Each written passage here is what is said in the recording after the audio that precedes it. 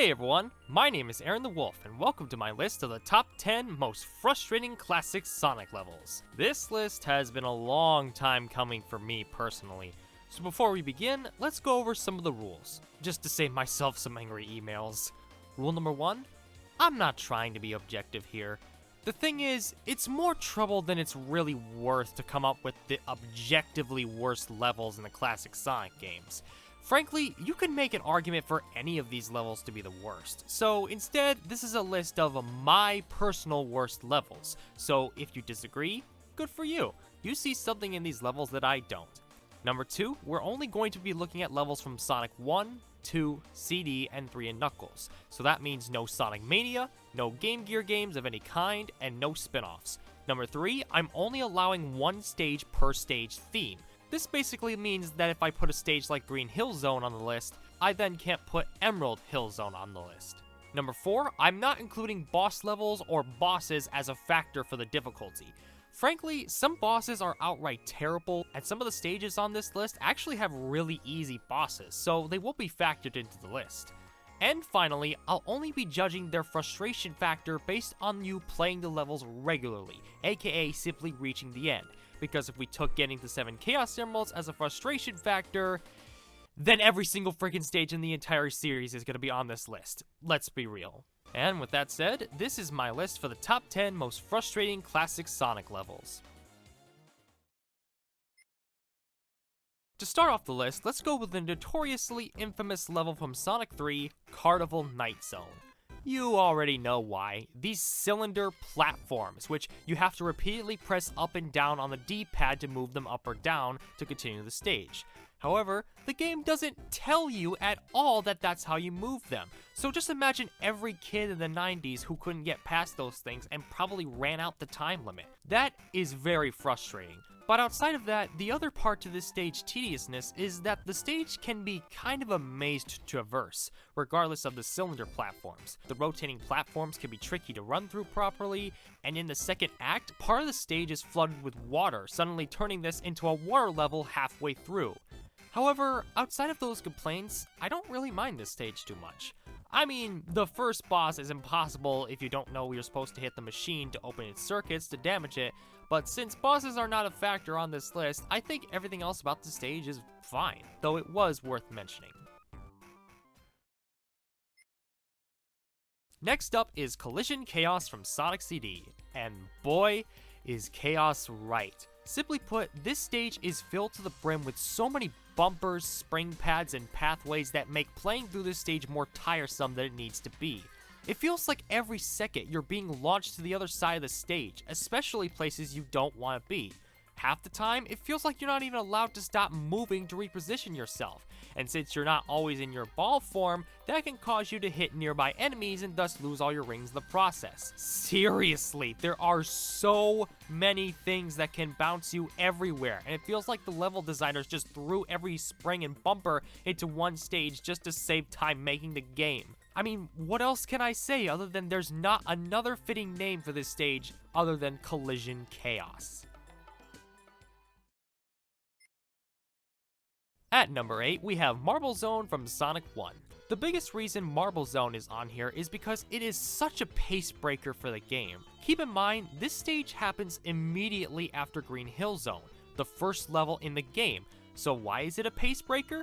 Because this stage focuses too much on the platforming and not enough on speed. On top of that, this stage is filled to the brim with off-screen bullcrap you can't see coming, including fireballs coming out of the lava, and spike traps coming down from the ceiling, which you'll need to get through to finish the stage. Very rarely do you ever actually get to go fast in this stage, which kind of defeats the whole purpose of the game's design. Not to mention all the times you're on a platform for 30 seconds just waiting for it to take you across the lava. I don't have much else to say, except not only is this stage frustrating to play for the first time, but on repeat playthroughs, it's just simply boring. On the number 7 spot, we have Wacky Workbench from Sonic CD. This stage has every issue that Collision Chaos had, except amplified dramatically. However, instead of springs and bumpers being placed everywhere, this stage has a floor that will shoot you all the way to the top of the stage, where many hazards roam, including electric pillars, scattered badniks, spikes, and even air vents that can freeze you and cause your rings to scatter. On top of that, this stage is filled with a lot of flashing colors and lights, meaning photosensitive players probably will hate this stage even more than I do. Not to mention, it also has rotating pillars, which have a bit of a delay on them like in Carnival Night Zone, and they can be very tricky to pass. Like I said in a classic Sonic retrospective, this level's design is honestly just too wacky for its own good, putting it on the number 7 spot. Moving on to number 6, Wing Fortress Zone is one of the most anxiety-ridden stages not just in the classic Sonic games, but in the whole series. The whole stage takes place over a bottomless pit, making it so that it's very easy to lose a lot of lives here. It has such obstacles like the fire from the booster engines, the disappearing and reappearing platforms on the side of the fortress, and these launchers, which the game doesn't tell you that you're supposed to let go of the D-pad to use safely, otherwise you'll fall to your death. I'm not kidding when I say that your body will tense up every single time you make a jump over a bottomless pit with how strict they can get. Oh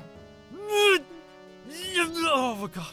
Frankly, the only reason that this stage isn't any higher is because, for one, it's only a single act long, and two, I found that you could cheese this stage by grabbing a shield in the beginning part of the stage, then when you reach this part with the propellers, use the shield to take a hit, and with the invincibility frames, skip a big chunk of the level. If it weren't for that little trick, this stage would be a lot higher with how stressful it is. Next up, we have what is in my personal opinion the worst stage in Sonic 3 and Knuckles, Sandopolis Zone.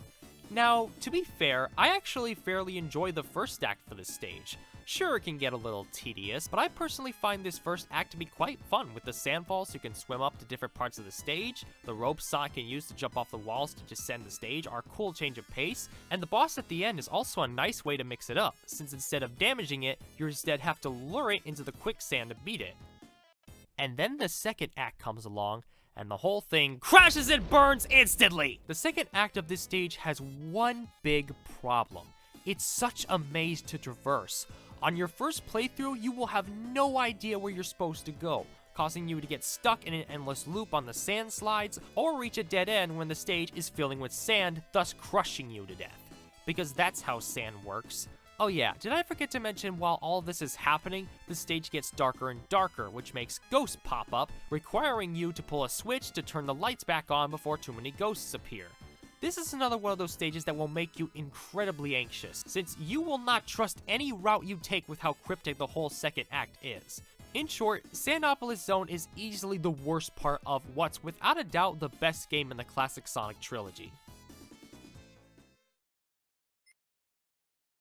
Oh boy, now we're getting into some dumpster fire levels here. Starting with Mystic Cave Zone, which is one of the most annoying levels I've ever played in a Sonic game.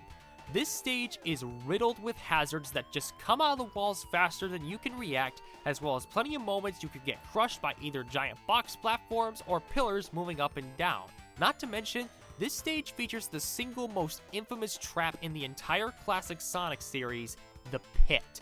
If you fall into the pit, you might as well restart the stage, since it's nothing but spikes down there. And what's worse is that even if you're supersonic if you fall down there, there's no way to get back up. That old Sonic short wasn't lying. Falling into the pit as supersonic means you have to wait for your rings to run out before you can even try again.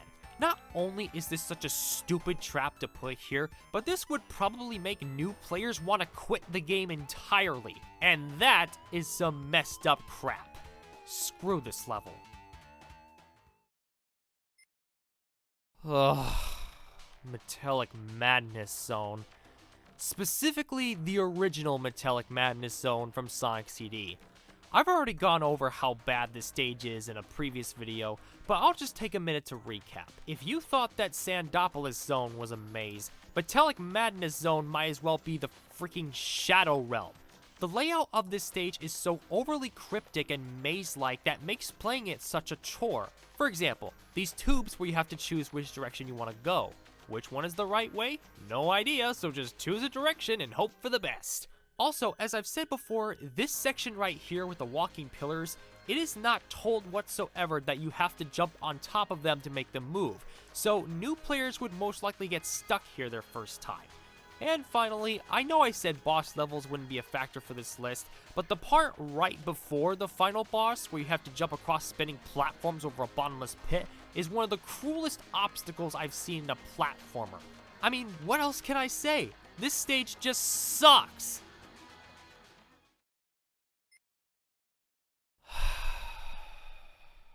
Okay. So as far as my personal opinion is concerned, my least favorite stage in the entire classic Sonic series is none other than Metropolis Zone. I can perfectly describe this stage with one word: annoying. This stage has some of the most bullcrap moments the Sonic series has ever had, goes on for 3 painful acts, and features some of the most obnoxious enemy placement I've ever seen in a video game. Dear God, the enemy placement is atrocious. It feels like every 5 seconds you're being hit by spiked shooting stars, big arm punching crabs, and... oh god no. Oh god no, not the slicers! The slicers are the worst. They appear practically everywhere in the stage, they're hard to see coming before it's too late, and their blades are almost impossible to avoid reliably. That really is the worst part of this stage. The enemies are placed in so many areas where you don't want them to be, since the knockback can throw you down the stage, forcing you to backtrack half the stage to restart the set piece. Honestly, it would be a miracle if you could somehow manage to have enough rings to reach the terrible special stages at all. If it were for the fact that this stage music is actually pretty dang good, this would have easily been the worst stage in a classic Sonic game, period. I'm dead serious. But alas, there is only one true worst classic stage. So, we talked about Carnival Night Zone, Wing Fortress Zone, Sandopolis Zone, Metallic Madness, and even Metropolis Zone. What could possibly be worse than any of those? You already know the answer. It is none other than the one, the only, Labyrinth Zone. This stage has it all. It's frustrating, has hazards you can't see coming, you're constantly worried about drowning, the fact that it's a water level brings the pace of the game to a slog, and the music isn't even that good. Altogether, there's a reason water levels are so hated amongst the gaming community, because if they're done poorly, which is very easy to do by the way, they can become the worst parts of a game they otherwise enjoy. Very few water levels have been able to work without either breaking the pace of the game or just being outright frustrating.